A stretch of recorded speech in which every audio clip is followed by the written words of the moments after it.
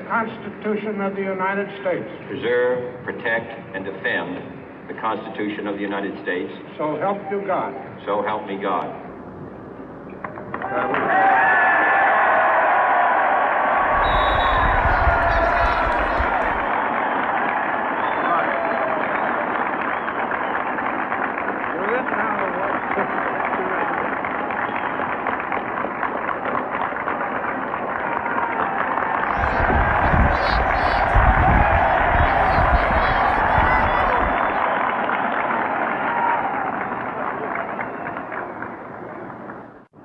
Vice President Johnson, Mr. Speaker, Mr. Chief Justice, President Eisenhower, Vice President Nixon, President Truman, Reverend clergy, fellow citizens. We observe today not a victory of party, but a celebration of freedom, symbolizing an end as well as a beginning, signifying renewal as well as change. For I have sworn before you and Almighty God the same solemn oath our forebears prescribed nearly a century and 3/4 ago. The world is very different now, for man holds in his mortal hands the power to abolish all forms of human poverty and all forms of human life. And yet the same revolutionary beliefs for which our forebears fought are still at issue around the globe. The belief that the rights of man come not from the generosity of the state, but from the hand of God. We dare not forget today that we are the heirs of that first revolution.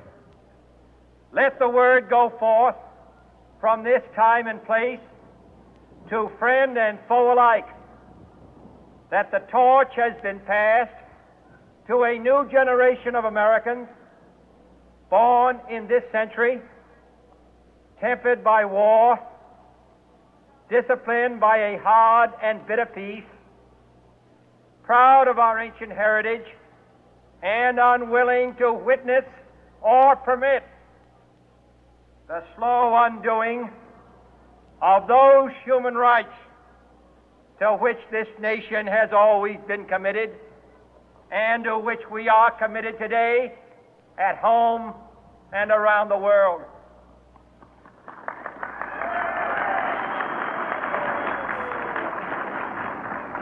Let every nation know, whether it wishes us well or ill, that we shall pay any price, bear any burden, meet any hardship, support any friend, oppose any foe to assure the survival and the success of liberty.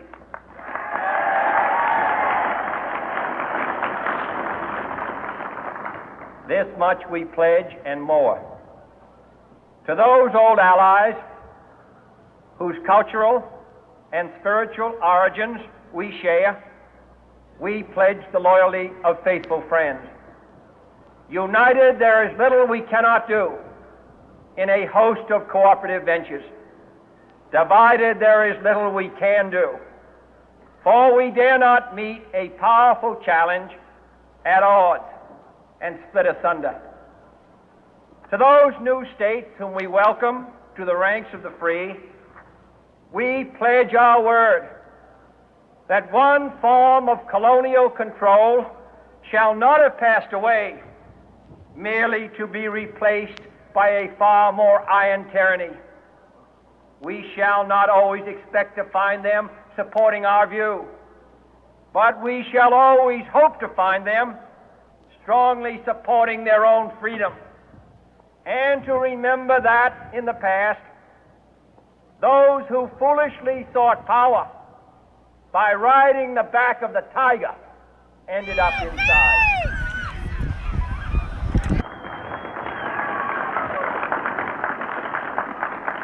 To those people in the huts and villages of half the globe, struggling to break the bonds of mass misery, we pledge our best efforts to help them help themselves for whatever period is required, not because the communists may be doing it, not because we seek their votes, but because it is right. If a free society cannot help the many who are poor, it cannot save the few who are rich.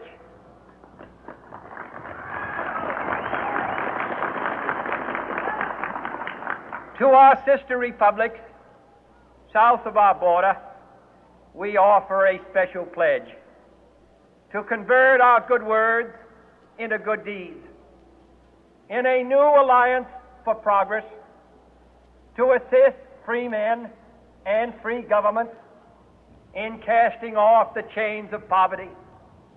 But this peaceful revolution of hope cannot become the prey of hostile powers.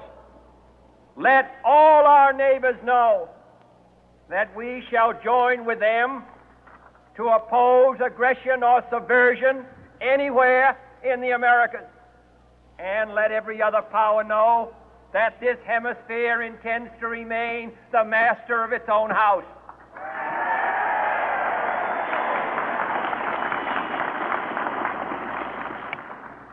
To that World Assembly of Sovereign States, the United Nations, our last best hope, in an age where the instruments of war have far outpaced the instruments of peace, we renew our pledge of support to prevent it from becoming merely a forum for invective, to strengthen its shield of the new and the weak, and to enlarge the area in which its writ may run. Finally, to those nations who would make themselves our adversary, we offer not a pledge, but a request that both sides begin anew the quest for peace. Before the dark powers of destruction, unleashed by science, engulf all humanity in planned or accidental self-destruction, we dare not tempt them with weakness, for only when our arms are sufficient beyond doubt can we be certain beyond doubt that they will never be employed. But neither can two great and powerful groups of nations take comfort from our present course, both sides overburdened by the cost of modern weapons, both rightly alarmed by the steady spread of the deadly atom, yet both racing to alter that uncertain balance of terror that stays the hand of mankind's final war. So let us begin anew, remembering on both sides that civility is not a sign of weakness, and sincerity is always subject to proof. Let us never negotiate out of fear, but let us never fear to negotiate.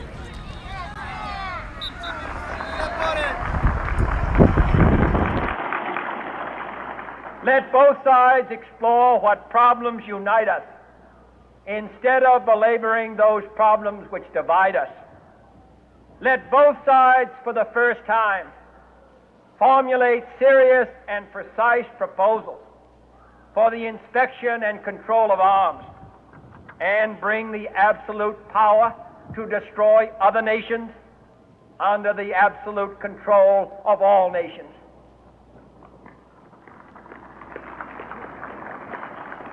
Let both sides seek to invoke the wonders of science instead of its terrors. Together, let us explore the stars, conquer the deserts, eradicate disease, tap the ocean depths, and encourage the arts and commerce. Let both sides unite to heed in all corners of the earth the command of Isaiah to undo the heavy burden and let the oppressed go free. And if a beachhead of cooperation, may push back the jungle of suspicion, let both sides join in creating a new endeavor, not a new balance of power, but a new world of law, where the strong are just and the weak secure and the peace preserved. All this will not be finished in the first 100 days, nor will it be finished in the first 1,000 days, nor in the life of this administration, nor even perhaps in our lifetime on this planet. But let us begin.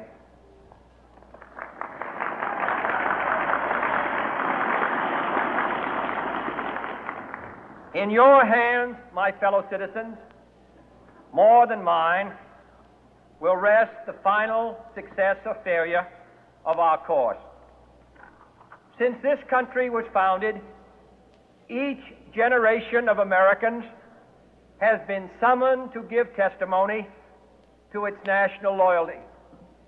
The graves of young Americans who answered the call to service surround the globe.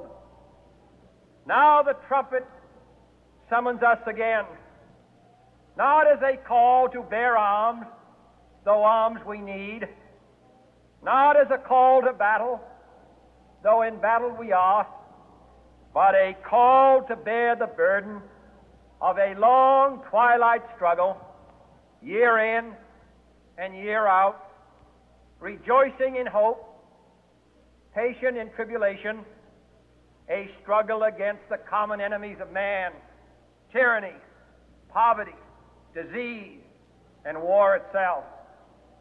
Can we forge against these enemies a grand and global alliance, north and south, east and west, that can assure a more fruitful life for all mankind? Will you join in that historic effort?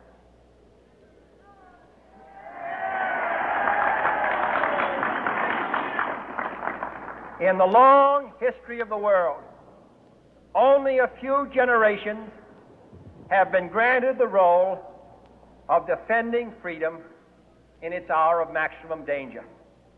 I do not shrink from this responsibility. I welcome it.